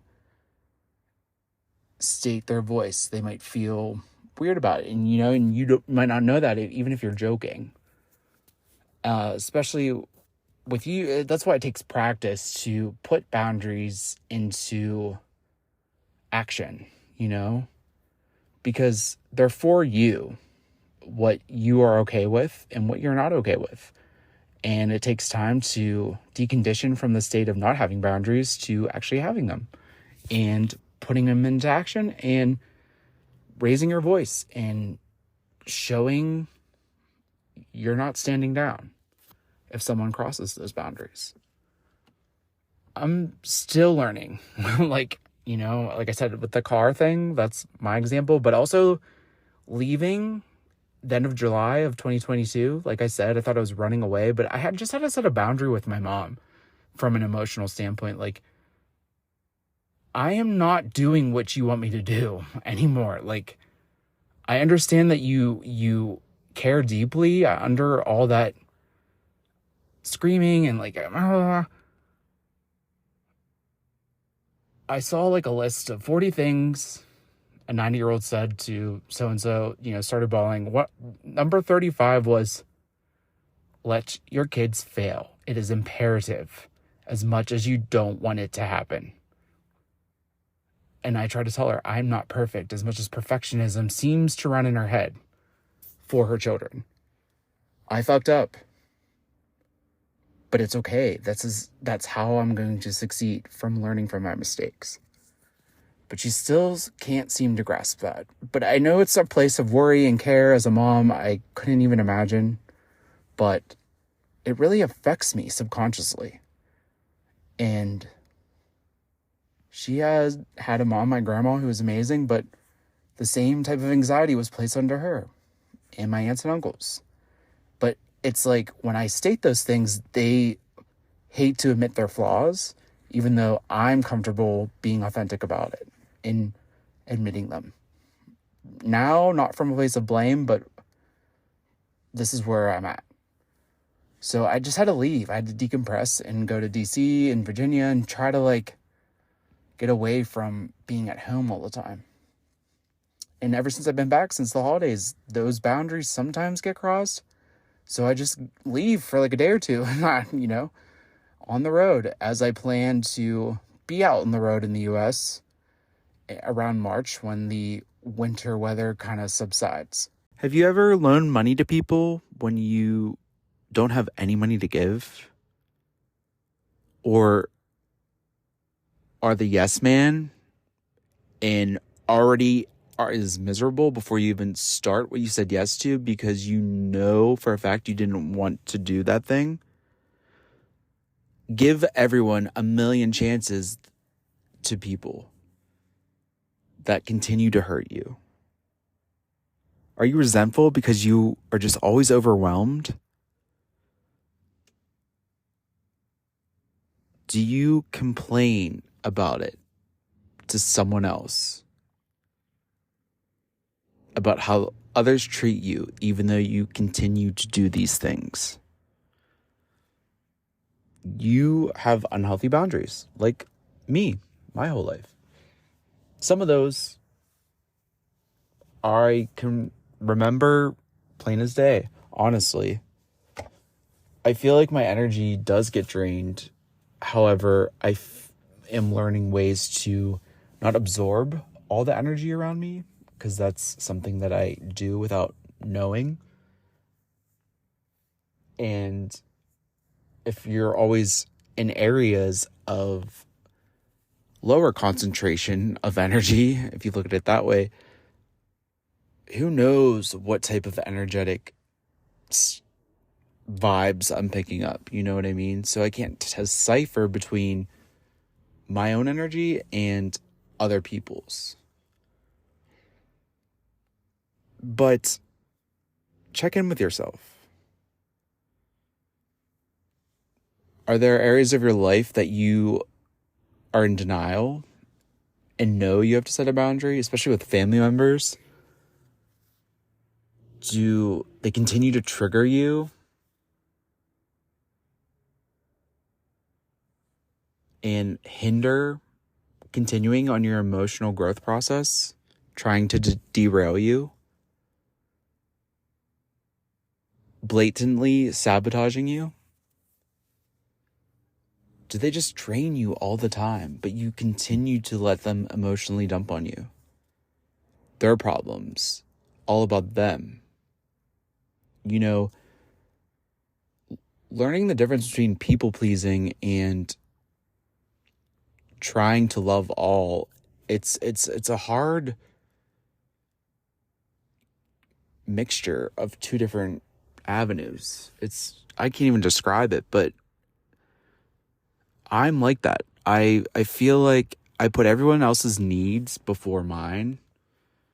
And then when I do put myself first or set up a boundary, as I've been learning over the past year and a half, I feel so guilty. That guilt literally eats at me. And either way, I'm just miserable from it. So I can't win either way. But through practice, slowly it melts away. I promise you that. I myself mentioned the guilt that I have when I set a boundary, but here's some other signs that you might be lacking healthy boundaries. You give away too much of your time to people. Thus, in turn, your energy is drained. Your relationships are toxic. You constantly are in victim mode, which I still don't know how to approach this particular point, because if you feel like a victim once you become aware of the things that are part of your childhood trauma, so on and so forth, it's okay, I personally believe, to be the victim if you have to be in that energy. But just know that staying in that energy will get you nowhere. But you're allowed to feel that. I feel like people don't talk about this on other podcasts that I've listened to. Don't play the victim. Well, I understand that. But if you have to feel like it and learn how to know your worth and gain your power back, as I tried to struggle and do every day, I agree with feeling that victim state, but not always embodying that energy, because it is a lower vibrational energy. Especially when I talk about human design, at least for my human design type, bitterness and victim mode are signs of my not self of my human design type. Just like a lower vibration, a high density, like very low, I guess, shadow aspect in astrology, etc. But don't just dismiss the victim feeling, because you're going to feel that. At least I have. And it just doesn't go away like after a day. That's why I get like very frustrated when I hear other people discuss, it sounds like they've conquered their battles on these podcasts. And it's like, no, bitch, I'm still in battle. Like, I'm at war right now, taking a break, recording this podcast. I don't know. I just think that's how I'm perceiving the people I look up to.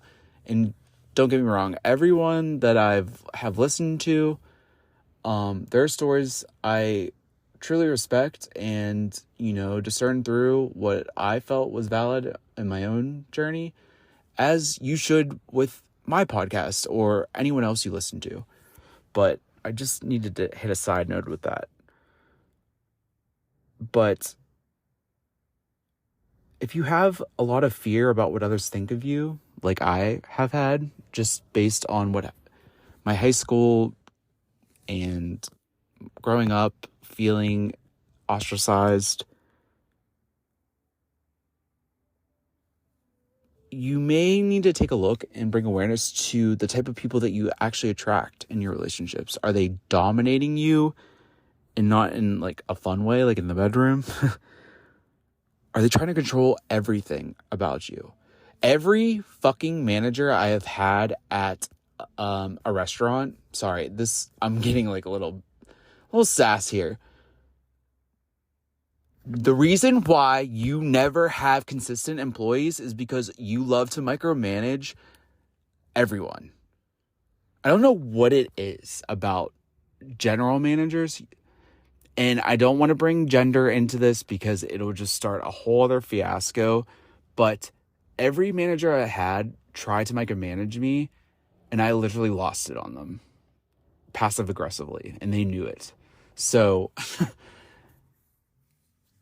it's just some people don't, it's like authority to me in that sense. I just get really like bubble inside, like on fire.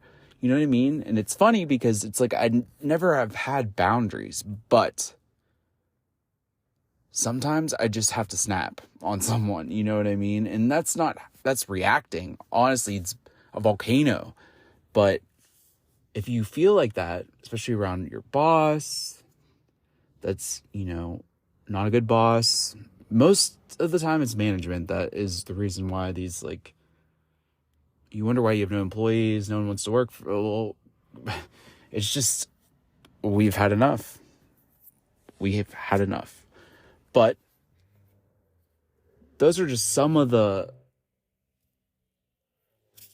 notes that I've stumbled upon that I've actually felt throughout my life and that apply to my own journey that you might also. When you begin to put into practice and take action with setting your boundaries, become aware of when you're triggered and when your boundaries are crossed, and learn how to respond rather than react.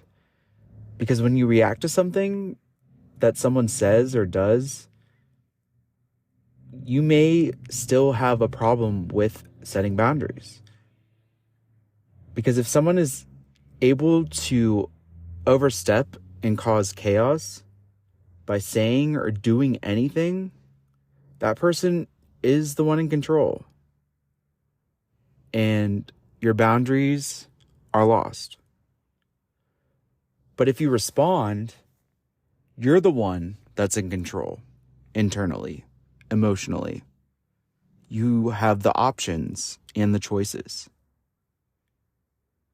But if you feel yourself teetering towards a reactive state, and this again, will take practice. I still am, I feel like, day one of learning how to set boundaries.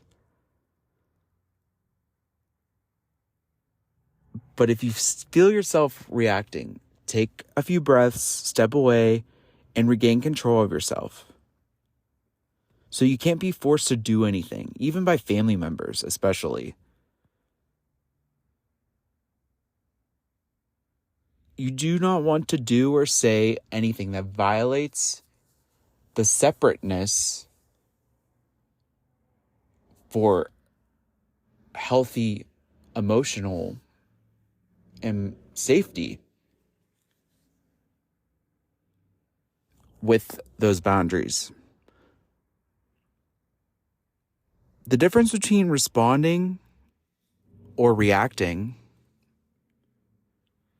is choice. Because when you're reacting, like I said, they're the ones in control. But if you respond, you're the one in control.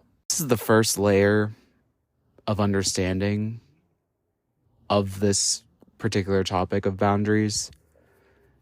I just wanted to give context for those that have never even heard of the term.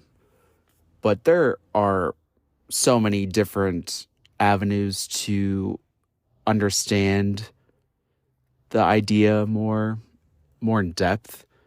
Whole podcast episodes, I'm sure, as well.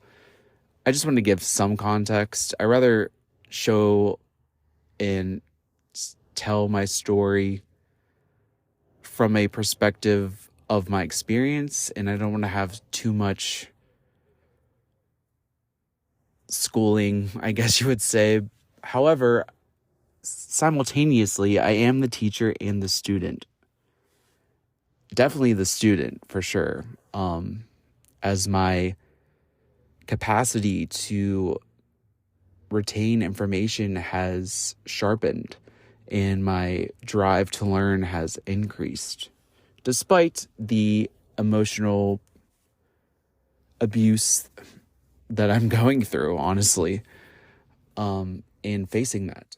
And from boundaries, let's shift gears to the idea of attachment theory, kind of condensed, not too much random information thrown at you, and how I come to find and think my attachment style is, especially now that I'm an adult in multiple relationships, platonic, sexual, familial, not romantic yet though. I've never been in a relationship yet in my life, and there has to be a psychological reason for that, and this is kind of where I'm leaning towards. However, I do need a second opinion, as much as, I love to psychoanalyze myself. But always journal, get a second opinion, just in case you're deceiving yourself, like we sometimes do. The beginning of December, about a week before my birthday, December 9th of last year, 2022 to be exact, it was early morning. I was in Virginia and I was Instacarting, starting the day early, listening to podcasts, particularly Emily Ratajkowski's podcast.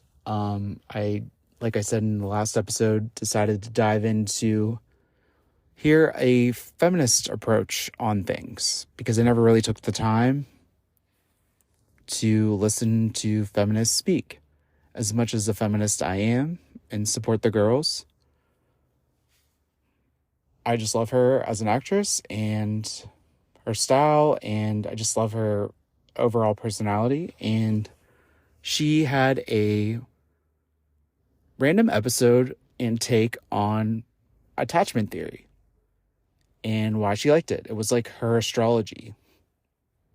And it was funny how she was comparing the two, because they are different tools that people can use to gain further self-awareness for yourself, because it is just a theory.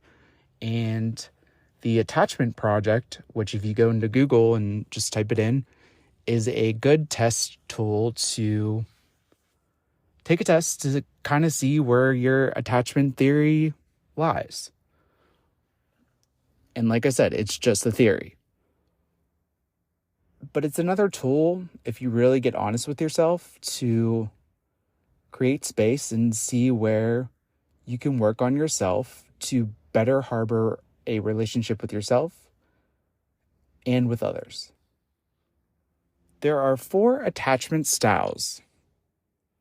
There is 3 insecure attachments and 1 secure attachment. So let's start with what secure attachment is. It develops when parent figures who are predictable and consistent in their responses to their children. These parents allow the child to explore, and then they return to them. And this develops a sense of self and high self-worth. The child learns that people are safe, reliable, and can be trusted. They develop resilience, confidence, in all things high self-esteem, because the parent is a safe base for them to return as they learn to navigate this life. And from this attachment style, this is how it shows up in adult relationships.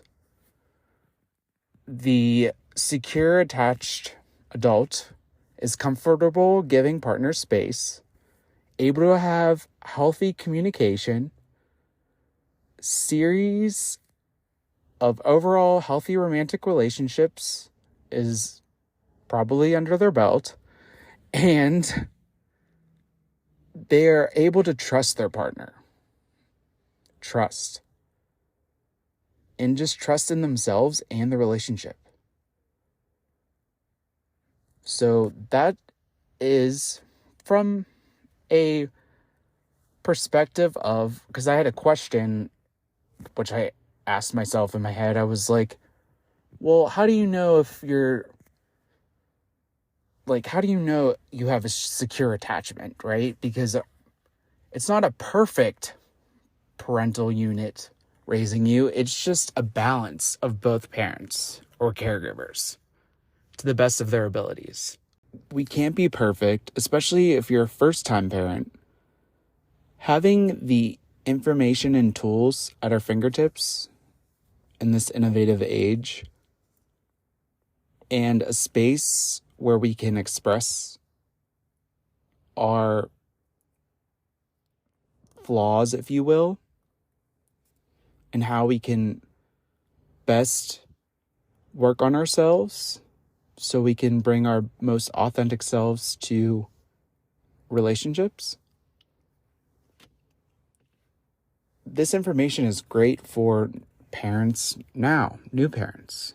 I would like to have kids one day, and just to be aware of emotional needs that children need, as well as safety, and to the best you can. And knowing these things just brings more compassion to our parents, because at first I was in denial of what my attachment style was when I took multiple tests, and my friend that I was staying with in Virginia at the time, the day of me listening to Emrata's podcast on her take on attachment theory, my friend sent me a link to the attachment project quizzes, and I took quizzes from different sites just to cross-reference like I always do. I just was like, the timing of anything. And I kind of already knew my attachment style before I took the quizzes, even though it's great to have a person that is trained in these areas to give you a second opinion. However, it is a theory, and she is in grad school for psychology, so she kind of observed me as I stayed there, I guess. All the last half of 2022. And it's funny because we have the same life path number of 8 and the same attachment style. But I'll get into our attachment style in a little bit. But the 3 insecure attachment styles are anxious attachment, avoidant attachment, and disorganized attachment. Anxious attachment develops when the parent figures are not consistent with support. The child cannot feel safe because they cannot predict their parents' behavior. The parents might be overstressed or overworked. They may respond to the crying child only sometimes, or they may respond in ways that are not predictable. This pattern can continue in adult relationships. And how anxious attachment shows up in adult relationships is the adult with anxious attachment has extreme jealousy, they have a lack of trust, they deeply fear of abandonment, that everyone that they're in a relationship with will leave them. They need constant reassurance, and they're just excessively needy. Now, avoidant attachment develops when the parent figures who are dissociative or shut down, and they fear intense emotions like anger, sadness, or joy. When their child expresses these emotions, these parents withdraw.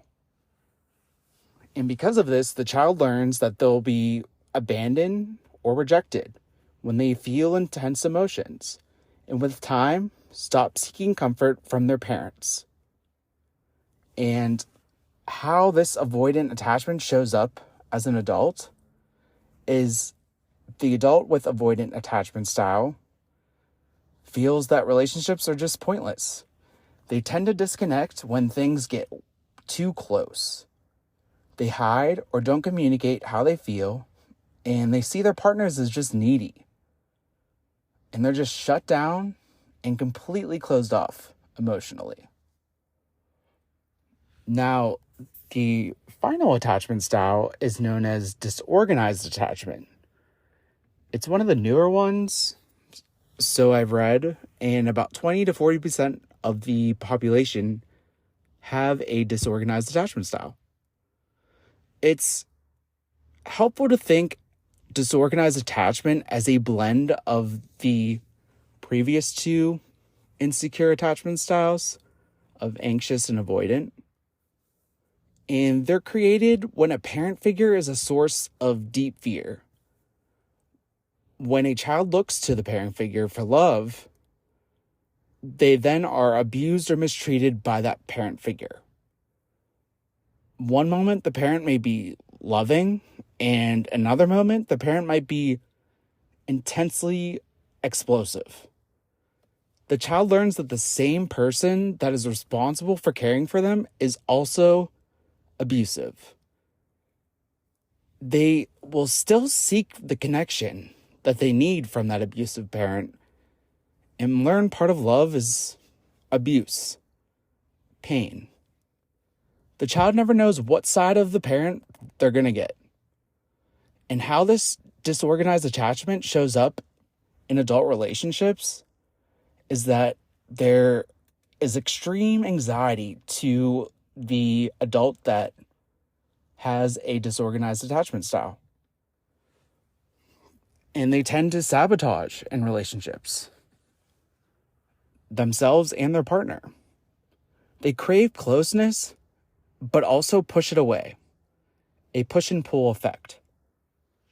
They are always on the lookout for how they'll be abandoned, and they're just impulsive. Most of us probably fall in the lines of insecure attachment style, especially millennials and actually higher generations, older generations, because, it's just passed down generation to generation. But to end the ancestral trauma, this is something different to take a look at, more in the human realm rather than the magic in astrology. However, I feel like I'm starting to connect these different things that I love. They all play a part and they all kind of connect, at least in my own journey, in my own truth.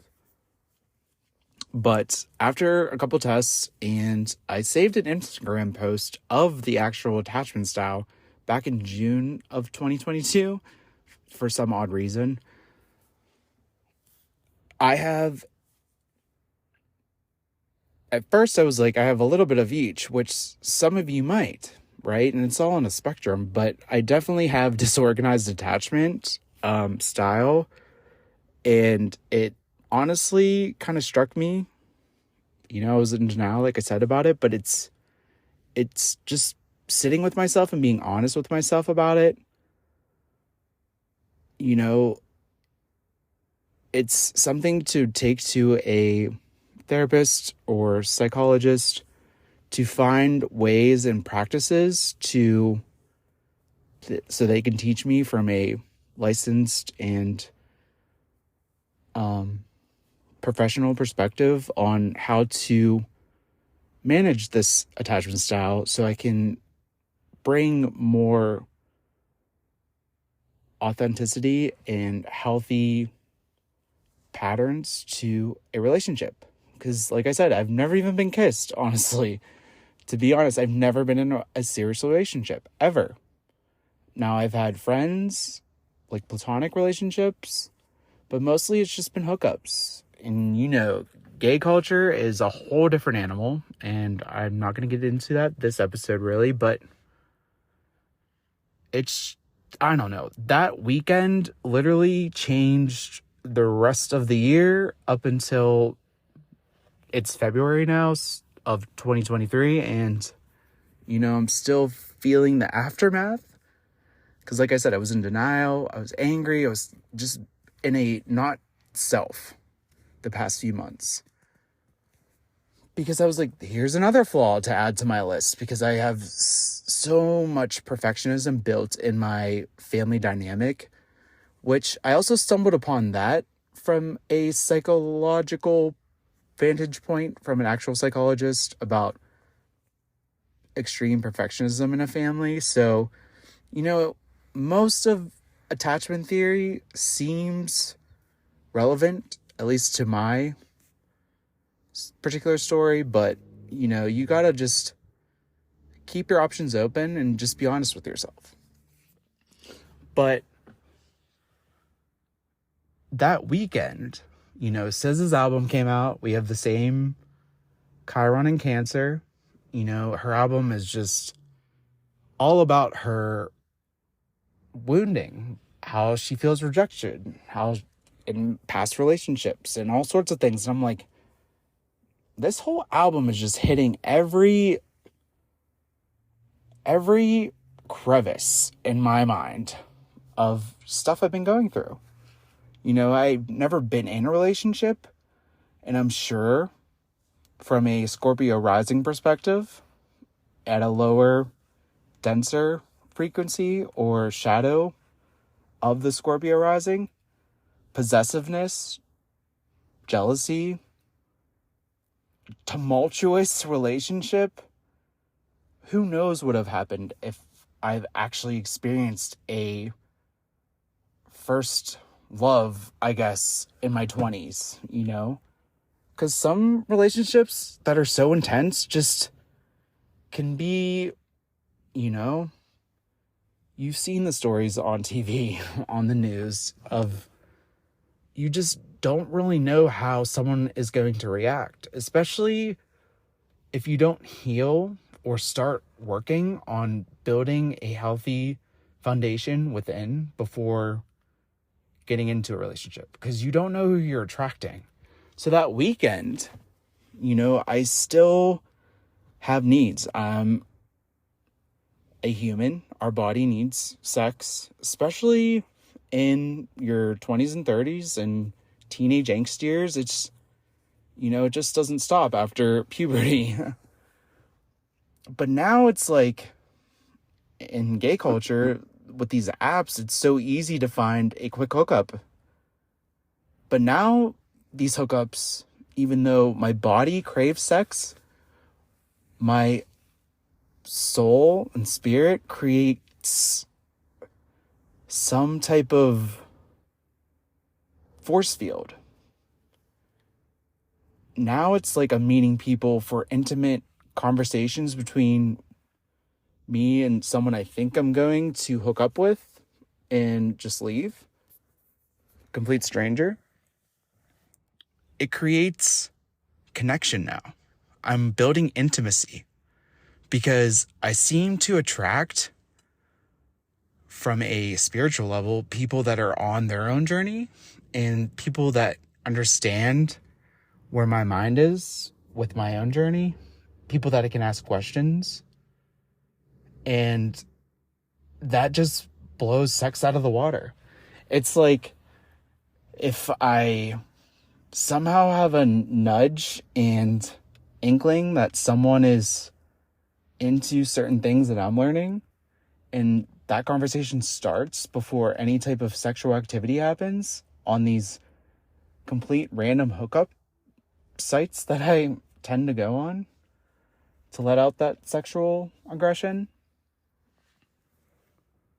I don't want to have sex with them. That intimacy, that connection is built, and I think sex is worth putting off until further meetings and further deep conversation. It's not that I'm not sexually attracted to them anymore. That's what I first thought. I'm using sex as, it's sacred now when I have deep connection. So it's very interesting how the dynamic has shifted. But that weekend, after, my friend sent me the quiz and I just did it, and I got the same answer as I did before on 2 different sites. Those little quizzes. I didn't get a second opinion, but it is still only a theory. So it's not the end of the world. However, it's good to talk to a licensed professional just to find different practices you can use. Especially with disorganized attachment, I feel like it's something that you will deal with the rest of your life. Now, mine was mostly emotional abuse. I feel like my needs weren't met emotionally. However, it's a weird dynamic because I had step-parents and my actual parents. So I have 4 parents, and I just feel like it was a unique, specific, dynamic for myself. But there was no physical abuse really, even though I did have fear towards my stepfather, who could lash out and punch me, or I have multiple memories of that. However, at the time, I understand why I have fear towards that, of course, as a child. However, we're not perfect, and he passed away a few years ago, and I still battle with grief towards that I didn't get to actually say I forgave him, but I know his spirit is with me and completely understands why I pushed him away. I guess as I got into my teenage years and more my 20 years, as I left home and was in and out of home. However, I also had a weird relationship with my stepmom. It was like my stepmom and stepdad were the bad parents, and my mom and dad just gave me so much freedom. However, now it's like when I show emotion, whether it's anger or passion or, how I feel about what is happening to me. At first it was blame, and my mom would just shut me out. And it seems like if I show any emotion, whether it's sadness or anger, I still get the silent treatment, or just I'm trying to be silenced without getting how I feel out.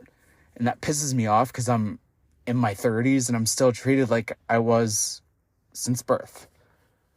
It's it just brings awareness to me that she still has not handled her own emotions because the way she was raised. And it's just been passed down and passed down, which is how it turned from blame to compassion.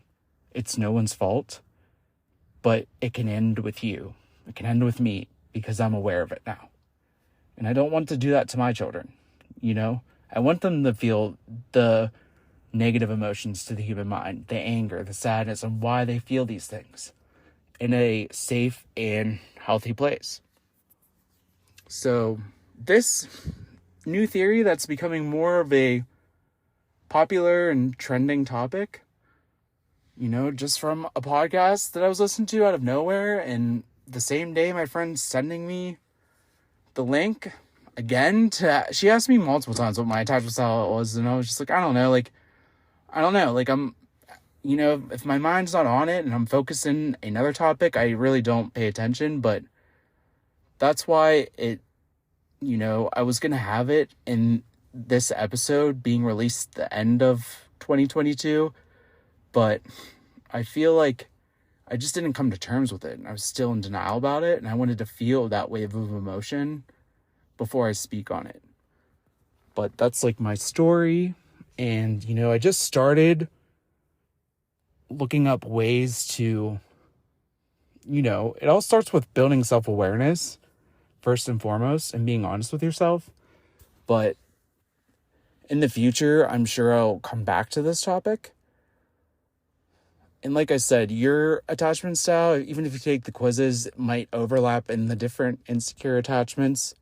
Or you might be at a place where you're securely attached in your relationships and you set firm boundaries, and healthy, authentic you is there, and you bring it to your relationships. You know, we're all different, and I'm just learning how I can be the most authentic in future relationships. But it went from blame, because when you first have an awakening, when all this shit is just pouring into you, you're pouring out of your heart, or, you know, just in your awareness. And if you're like me, it's like psychological things to work on, existential things to work on. It's like not killing two birds with one stone, but it's organizing multiple things that weren't in your awareness to not perfect, but just strive to be a better human. Because we need a lot of those right now in this ever-changing world of increased energy, and we're moving from a headspace to a heart space in this age of Aquarius.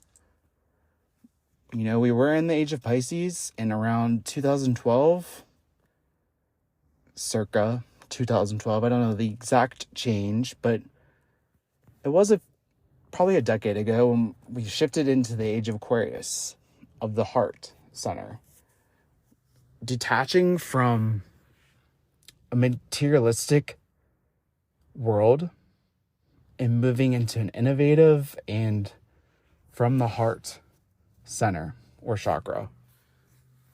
So that energy change starts with stuff like this: being honest with yourself and doing the best you can to release emotional baggage or stuff that's just not you. So I really like attachment theory. I'm glad it was brought to my awareness, even though it kind of put me in a weird mood, because that weekend, you know, I was listening to SZA podcast, took the quizzes, just got mad because there's another thing I have to work on, and I was just like not in the headspace for it. But, you know, it took some time to ride that emotional wave. I met up with some guy, you know, I'll be honest about it. We did hook up. It was, you know, what I expected, even though I shouldn't go into these things with expectations, because it ends up turning into a intimate connection rather than a sexual connection with the body. But then we connected after. But then I told him, I was like, if, it's funny because if I feel like I'm in a safe space, I just let out all my flaws. I talk too much to a complete stranger, which I feel like is part of a lower vibration of this attachment style, because I feel like I can overshare, you know what I mean? So I need to find that balance, and that will take practice and tools of how to work with that from a licensed professional. However, I literally told him, quote, from my mouth, I was like, because at first he had a hard time coming, and I was just like, honestly, dude, if you couldn't come, I probably would have left. And he said, really? Like what's that? And I was like, I don't know. He started getting defensive, and I was just being honest. But that's like how I am before trying to find connection and intimacy into building a maybe one day relationship. But then again, I look at it like, I'm not going to meet the love of my life on Grindr. It's a hookup app.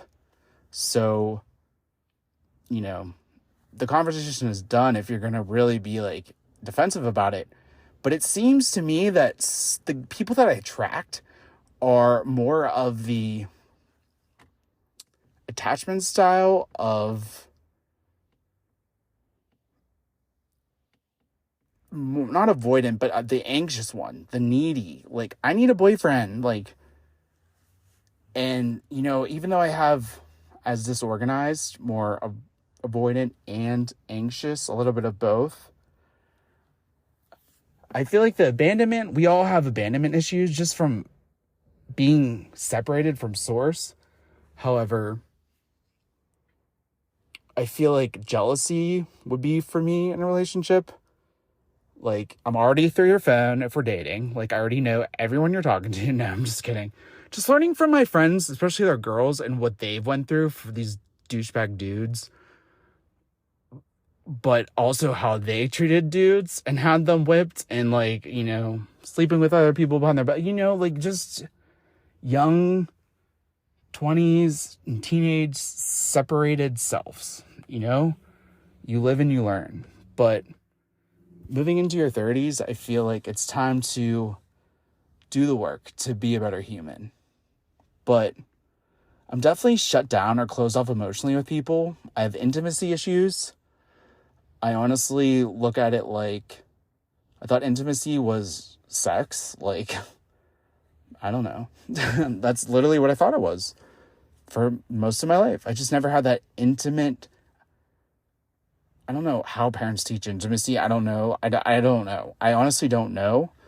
I'm not a therapist, but, I will learn, just connection, just one-on-one talk, being present, not on your phone, like when someone's trying to talk to you, like I've done before. But I feel like I want a relationship, but I also want my space. You know what I mean? And I don't know how long that'll be. But from another perspective, which I'm going to get into in the upcoming month or two, about another energy modality along the lines of a little bit deeper than astrology, because it includes astrology and chakras, human design. My particular human design type needs space, especially if you're in a relationship with the same or with a different human design type. Now, if it's the same, it's different, but I have a human design type that is 20% of the population as well. So do you see how there's similarities, synchronicities, kind of connect in that sense? But I'll get into that. I don't want to get ahead of myself, but it's just very interesting how all the stuff, at least pertaining to myself, as I build my self-awareness, definitely connects. Like, beyond proof. You don't need scientific data for everything, since it's all on the same side of the coin with the unknown on the opposite end, But me and that kid hashed it, and then we were talking for a while, and I just don't know. I just still feel weird since it's new, being aware of this attachment style, of how to show up on these random intimate connections. However, it seems to be the people that I attract, looking back at it, have been more anxious attachment, wanting boyfriends, even though I'm straight to the point on those sites. Like, this is what I'm looking for, and that's it. And it's a hookup app. It's not like Match.com. I don't know why you're on there looking for a boyfriend. I honestly would go on Christian Mingle over Grindr. Just throwing that out there. But I also have to be respectful and mindful of other people's emotions and their needs. I wasn't being rude what I said to him, but he just took it the wrong way. But he gave me a cool metaphysical book, and I saw it out of the corner of my eyes. I was changing after, we did the dirty. But it was just a really weird encounter, because it was like, okay, you brought this awareness to yourself. You're on the right path. Let me give you an example. It's like the universe was showing me. But now it's like, I love that connection over the sexual act, even though we do have needs, human animalistic needs. But maybe you could think of times in your past, in your relationships. Like I said, are you the girl that always needs a boyfriend? Do you always need someone else? And you feel lonely? I can tell you that I like being by myself. My whole life I have. However, there are times where it would be nice to have someone else to share certain things with, especially on the holidays. But I think that's just everyone that's single goes through that, so it's okay. But, as I get older, as relationships change, people aren't around anymore. I think that's when it will hit hard if I don't start doing this work now in my 30s. But this is the first layer, like I said, of attachment theory. And shout out Emrata, my friend Jess, who really worried about me as I stayed with her, on and off throughout the end of 2022. And we do kind of have the similar attachment styles. It's cool to have a friend from childhood, middle school days, that kind of feels the pain that I feel in our own unique ways. But it's good to have some of those friends still around, even though we don't see each other every day, that really look out. So if you listen to this, thank you, Jess. Love you so much. And for all of you, this episode was definitely a raw look at some of the stuff that I'm going through on a psychological and astrological perspective. But, this is why these story sharing platforms where we can tell our story are here, just to be open and honest. And it's very cathartic and healing for you to just voice it, even if it's to complete strangers, because someone will take something from it, at least one person. I'm sure of it.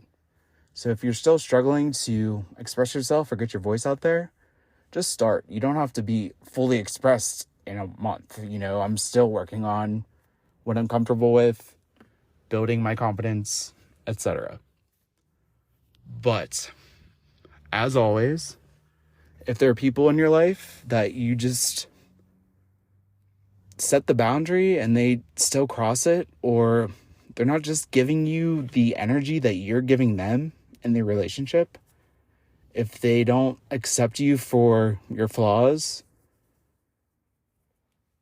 and I have air quotes around flaws because they're just parts of you, From a higher perspective, it's above what's a flaw and what's not a flaw. But from a human perspective, our minds like to label things from a positive and negative light. I'm well aware of this. But, if they can't meet you where you're working on yourself and you meet them, then it's their loss. Hey, thanks for hitting the road with me today. And guess what? We didn't run out of gas. So please subscribe to this podcast series to never miss a new episode. And be sure to download, like, and comment on each episode on whatever podcast platform you listen to on. As always, share this with someone you love. And make sure to follow @HopeOnRoad on Instagram, Twitter, and TikTok. Thank you.